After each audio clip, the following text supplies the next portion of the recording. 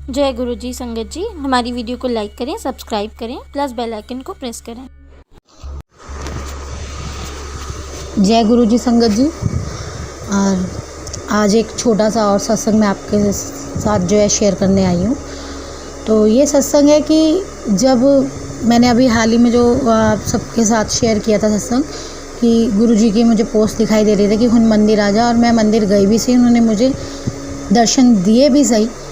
तो उसी के साथ साथ मेरे पास मतलब कुछ और भी एक्सपीरियंस थे, लेकिन वही कहते हैं ना कि जब गुरुजी का हुक्म होता है, जब वो चाहते हैं कि उस चीज़ को मैं शेयर करूं, तभी हम कर सकते हैं, वरना उनकी आज्ञा के बगैर हम कुछ नहीं कर सकते। तो ये जब मतलब जैसे कि लोन की बात मैंने आपको बताई थी कि एजुकेशन लोन से रिलेटेड, तो अब होता ये है कि मैं अपने बच्चों के लिए मतलब कॉलेज जो है जो भी तलाश कर रही थी, जो एंड में जो गुरुजी ने चाहा वहाँ मैं जाती हूँ। मतलब अभी क्या है कि वो लोन का जो काम है वो प्रोसेस में चल रहा है, लेकिन मैंने फिर भी, मुझे नहीं पता मैंने क्यों किया, किस लिए किया, पर्सनल लोन लेके जो उनकी रिटेशन फ़ीस भरनी थी क्योंकि कॉलेज की डेट ख़त्म हो रही थी, और मैंने भर दी क्योंकि मुझे ऐसा गुरुजी ने जैसे मेरे को अंदर से ये आवाज़ आई कि नहीं, तो रिटेशन फ़ीस भर, काम हो जाना है, तो फिक्र ना कर, मैं हाँ ना, तो तेरी अरदास अगर बिल्कुल सही है तो कबूल ज़रूर होगी। तो मेरे मन में अंदर से ये आवाज़ आ रही थी कि नहीं, हमें रिटेशन फ़ीस हमें भर देनी चाहिए, कहीं डेट ना निकल जाए। तो जब हम इस काम के लिए घर से निकलते हैं, तो जैसे कि अब तो घर से निकलते ही पहला शब्द यही निकलता है, गुरुजी अंग संग रहना।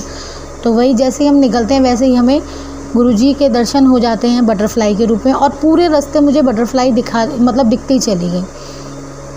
एक मैंने ये सत्संग जो है आपके साथ अपना शेयर किया, और दूसरा मेरे साथ ये हुआ कि उसी के 2 दिन बाद रात के समय जो है मैं जागती रहती हूँ, लेट सोते हैं हम लोग। तो हमारी बालकनी में, जैसे मैंने पहले भी शेयर की है ये चीज़ कि मुझे गुरुजी ने दर्शन दिए थे कबूतर के रूप में आकर। मुझे नहीं पता वो उस दिन कौन से कर्म मेरे काटने आए थे। जब मैं ये रिटेशन फ़ीस करके आ गई है, उसके 2 दिन की ही बात है कि वो देखा मेरे मतलब बच्चों ने ही था, उन्होंने मुझे बुलाया कि इधर आओ इधर आओ। तो मैंने उनसे पूछा क्या हो गया, तो हमारे रूम के साथ ही मतलब बालकनी बिल्कुल अटैच है, जो कि उसमें जो है वो जो कबूतर के रूप में गुरुजी दर्शन देने आए हुए थे, वो बैठे हुए थे रेलिंग के मतलब बीचों बीच, और उसी पे बैठ के वो पूरी रात सोए। मुझे नहीं पता वो किस वजह से दर्शन देने आए थे, क्योंकि उन्हें पता था कि मेरे मन में कुछ हलचल चल रही हैं, क्योंकि जो सिर्फ़ और सिर्फ मैं उनसे बांटती हूँ कि गुरुजी मैंने ये स्टेप उठा तो लिया है, मेरी लाज रख लेना, क्योंकि आप जानते हो कि मेरी क्या औकात है आपके आगे, और कैसे मैं ये सब कर रही हूँ, किस हिम्मत को रख के मैं ये कर रही हूँ। क्योंकि मैंने पहले ये अक्सर बोल देती हूँ, मैंने पहले ये कहा, क्योंकि मैं इन सब चीज़ों से यानी कि इन कर्ज़ों वर्ज़ों का कारण काफ़ी ज़िंदगी में परेशानियाँ झेल चुकी हूँ। उस वक्त मैं इन चीज़ों के बारे में जानकारी नहीं थी, लेकिन अब जितनी जानकारी है तो मैं इन सब चीज़ों से दूर ही भागती हूँ, क्योंकि मेरा उसके बाद मानना ये है, और मैंने अपने बड़ों से सुना भी था, जो मेरी ज़िंदगी में साबित भी हुआ, कि रोटी नमक से खा लो, लेकिन कर्ज़दारों को दरवाज़ों पे खड़ा मत करो। लेकिन फिर भी मैंने ये हिम्मत की जो कि मुझे गुरुजी ने करवाई है। तो मुझे नहीं पता वो क्या था, वो जो गुरुजी आए थे उस दिन दर्शन देने। अभी ये चीज़ हो जाती है, उसके होने के बाद आज फिर मेरे साथ यानी कि ये सीन हुआ कि आज ही फ्राइडे के दिन जब मैं मतलब बैंक में गई, क्योंकि बैंक वाले ने मुझसे ये कागज़ वगैरह लेने के बाद एक फ़ॉर्म उसने मुझे सेंड करना था। उसने बोला आप मुझे घर जाके जो है ये इस नंबर पे जो है मुझे याद दिला देना, व्हाट्सअप कर देना कि मेरे को आपको फॉर्म सेंड करना है। मैं उसे मैसेज डालती हूँ, उसने मतलब वो इग्नोर कर दिया। कॉल कर रही हूँ 6 दिन से, उसने इग्नोर कर दी। तो मेरे मन में उत्पात मचा हुआ था कि गुरुजी, जबकि मेरे अंदर से पूर्ण तरह से ये विश्वास है कि ये होके ही रहेगा, क्योंकि ये अरदास कबूल हो चुकी है, लेकिन थोड़ा सा मन में धुक तो रहती ही है, जैसे कि मेरे भी थी। फिर वही हुआ कि दिन के टाइम फिर एक बच्चा कह लो या हमारे गुरुजी महाराज के रूप में वो बच्चा आया, और वो कोई ऊपर से मतलब जो हमारे ऊपर रहते हैं, या तो वो चावल के दाने डालते हैं, मुझे नहीं पता क्या है क्या नहीं। वो चावल के दाने बालकनी में पड़े हुए थे, और मैं वहाँ खड़ी हुई थी बालकनी के साथ। वो चावल के दाने उन्होंने चुगे, और जैसे ही मतलब मैंने देखा, तो मैंने अपना बालकनी का दरवाज़ा, क्योंकि मैं बालकनी के अंदर की साइड यानी कि रूम की साइड खड़ी हुई थी, और वो बालकनी के साइड से, तो मैंने वो दरवाज़ा बंद कर दिया ताकि वो उड़ ना जाए, और मैं अंदर आ गई। तो ये सब चीज़ें जो मैंने मतलब जो भी ये एक्सपीरियंस मैंने आपके साथ शेयर किए, अब तो पल पल ही गुरुजी के सत्संग के साथ ही जीवन बीत रहा है। क्योंकि ये जो सत्संग शेयर करना, जो कि मुझे नहीं पता, देखिए मैं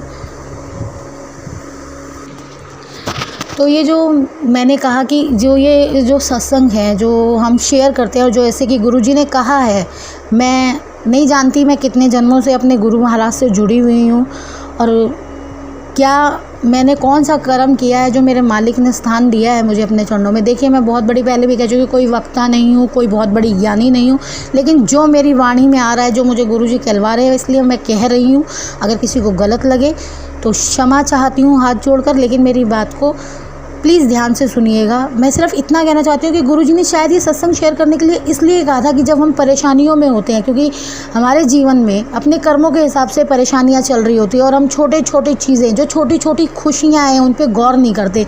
गुरुजी सत्संग शेयर करने के लिए इसलिए कहते थे कि जब उनके पास कोई जिस संगत को उन्होंने जोड़ना होता था, तो वो उसे शेयर करके ये बताना चाहते थे कि तू इस दरबार में आ गया है तो तेरा कल्याण हो जाएगा, लेकिन कब होगा, कैसे होगा, किस समय पे होगा, वो तय करते थे। लेकिन उस बीच में वो नाम जाप करने के लिए कहते थे। नाम और जाप वो सिर्फ उसके लिए कोई नियम या कायदे या कोई इस तरह की रिचुअल नहीं बताते थे। वो सिर्फ ये कहते थे कि मेरी रज़ा में राज़ी रहे, यानी कि रज़ा में राज़ी रहना, ईश्वर की रज़ा में राज़ी रहना। जब आपके कर्म, जो कि हमें पता नहीं है, कुछ हमें पता होते हैं और पता नहीं हमने कितने ही कर्म ऐसे किए होंगे कि जिनका हमें कोई हिसाब नहीं है, लेकिन फिर भी गुरुजी कहते थे मेरी रज़ा में राज़ी रहे, और वो अपने समय पे उन चीज़ों को करते थे। वो क्यों करते थे? क्योंकि तब तक अगर आप ईश्वर का नाम ले रहे हो तो आप पॉजिटिव रहोगे, साथ साथ आपके कर्म भी कटेंगे। जब हम ईश्वर की रज़ा में आ जाते हैं ना, तो हमारी कितनी भी बड़ी भूल ना हो, कितने भी बड़े पाप हों, वो कम हो जाते हैं, घटने लगते हैं, उस पर ईश्वर अपना आशीर्वाद देने लगता है। तो सत्संग शेयर करना इसलिए गुरुजी कहते थे, इससे इसलिए कल्याण होता है कि सामने वाले को सुन के पॉजिटिविटी आती है, और जो कर रहा है उसके अंदर तो पॉजिटिविटी आ ही गई है। कि पॉजिटिविटी का नज़रिया अपनाना, अपने जीवन की परेशानियों को एक तरफ कर छोटी छोटी चीज़ों पे गौर करना और पॉजिटिव रहना। जब हम पॉजिटिव रहते हैं तो हर चीज़ हमारे साथ पॉजिटिव ही होती है। अगर हमारे साथ कुछ गलत भी होता है तो हम उस चीज़ को उतने बड़े नज़रिए से नहीं देखते जब हम ईश्वर की रज़ा में नहीं होते, जैसे हम पहले देखते हैं और परेशान हो जाते हैं। कुछ लोग परिवार में कलेश भी होने लगता है, और कभी कभी कोई इंसान गलत कदम भी उठा लेता है और नशे की तरफ भी चला जाता है, या बहुत सी चीज़ें ऐसी अपनाता है अपने दिल को शांत करने के लिए। हो सकता है उनमें से मैं भी एक हूँ, मैंने भी अपने दिल को शांत करने के लिए ना जाने क्या क्या अपनाया हो, लेकिन धीरे धीरे शायद इस जर्नी में मैं उस राह पे आती जा रही हूँ। मेरा गुरु मुझे ला रहा है कि मुझे अपनी जो भी परेशानियाँ या जो भी मेरी जीवन की जो भी कर्म है, मुझे हिम्मत करके उठना है और उनको काटना है, उस लड़ाई को जीतना है। और मेरी लड़ाई सिर्फ मेरे अपने आप से है, मेरे अस्तित्व से, जो कहीं गुम हो गया था जब मेरे साथ कुछ गलत हुआ। जैसे कि सभी के साथ होता है, सबकी कोई ना कोई कहानी ज़रूर है इस ज़िंदगी में, हर इंसान की कोई ना कोई कहानी है। तो मैं सिर्फ इतना कहना चाहूँगी, सत्संग सुनिए, सत्संग शेयर कीजिए, जितना समय आप निकाल सकते हैं, 2 मिनट 4 मिनट जो भी कर सकते हैं आप करिए। और एक चीज़ और कहना चाहूँगी कि मैंने सुना था अभी हाल ही में सत्संग, मैं इतने ज़्यादा सत्संग नहीं सुनती, मैं कोई ये नहीं कहूँगी कि मैं बहुत ज़्यादा सत्संग सुनती हूँ दिन से रात तक, नहीं। जब गुरुजी की आज्ञा कह लीजिए या मेरा होता है, मैं जो भी चीज़ सुन रही हूँ उसमें ध्यान लगा के कोशिश करती हूँ सुनने की। मैंने एक अंकल जी का अभी सत्संग सुना, कमांडर शर्मा अंकल जी का। उन्होंने एक बहुत ही बढ़िया बात कही थी। उन्होंने ये कहा कि जब हम मतलब गुरुजी के साथ वो फिज़िकल रूप में जब वो मिले भी हुए हैं, उन्होंने सेवा भी की हुई है, तो उन्होंने एक चीज़ बहुत अच्छी समझाई। वो इसलिए मैं आप लोगों को बता रही हूँ क्योंकि मेरे घर में जैसे कि मेरी मम्मी हैं, वो बहुत थोड़े से नियम कायदे करती हैं। उन्होंने आज मुझसे एक बात कही कि मैंने कुछ सुना है कि ऐसे जो लोटा है, वो जो गुरुजी का जो मतलब जल प्रसाद हम रखते हैं, वो करीब करके रखना चाहिए। तो मैंने उन्हें ये चीज़ कही, इसलिए मैं आपसे शेयर कर रही हूँ कि शर्मा अंकल जी ने एक बहुत ही अच्छी बात कही थी कि गुरुजी कहते थे कि तुम मुझे कहाँ ढूंढ रहे हो, स्वरूपों में। मैं जो देने आया हूँ वो तो कोई मुझसे चाहता ही नहीं, क्योंकि गुरुजी जो देने आए थे वो थे वो खुद। उनको मानना, उनका नाम लेना, उन्हें हर पल, हर क्षण, हर सेकंड ढूंढना। तो मैं सिर्फ इतना कहना चाहूँगी, देखिए जो जैसे कर रहा है, जिस हिसाब से कर रहा है, वो जैसे गुरुजी उससे करा रहे हैं वैसे करिए। मैं किसी को जज नहीं कर रही, मेरी कोई औकात नहीं है किसी को जज करने की, लेकिन प्लीज़ हाथ जोड़कर विनती है, नाम जाप मंत्र जाप कीजिए। जितना आप ये करेंगे आप गुरुजी के करीब जाएंगे। और गुरुजी ये कहते थे कि सबसे पहले अपने दिल का भांडा मांझो, यानी कि पंजाबी में भांडे बोलते हैं बर्तन को, तो सबसे पहले वो हमारे दिल का भांडा मांझते हैं। इसलिए मैंने अपनी माँ को जवाब दिया, जबकि हम माता पिता को जवाब नहीं दे सकते, लेकिन मैंने उन्हें समझाने के लिए ये चीज़ कही कि मैं इस चीज़ को नहीं मानती। सबसे पहले गुरुजी हमारे दिल का भांडा मांझते हैं। दिल का भांडा ये नहीं कि हमारे अंदर, हर किसी के अंदर पाप द्वेष या घृणा, वैसे तो है हम सबके अंदर। कोई इतना ज्ञानी या इतना अच्छा अगर कोई जन्म ले सकता है तो वो महापुरुष ही हो सकते हैं, हम इंसान नहीं हो सकते। कि गुरुजी ये कहते थे पहले अपने दिल का भांडा मांझो।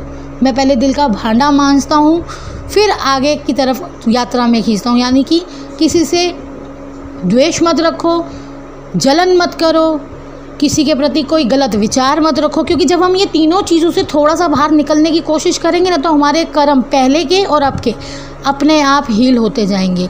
तो अगर फिर भी मेरी वाणी में आप लोगों को कोई बात गलत लगी हो, किसी के दिल को ठेस पहुँचे, तो प्लीज़ हाथ जोड़ के विनती है, मुझे माफ़ कर दीजिएगा। और मेरे गुरु महाराज से भी मेरी विनती है कि मुझे माफ़ कर दीजिएगा। जय गुरु जी, शुक्राना गुरु जी। हमारे स्क्रीन के ऊपर दिए हुए नंबर पर व्हाट्सएप करें। जय गुरु जी।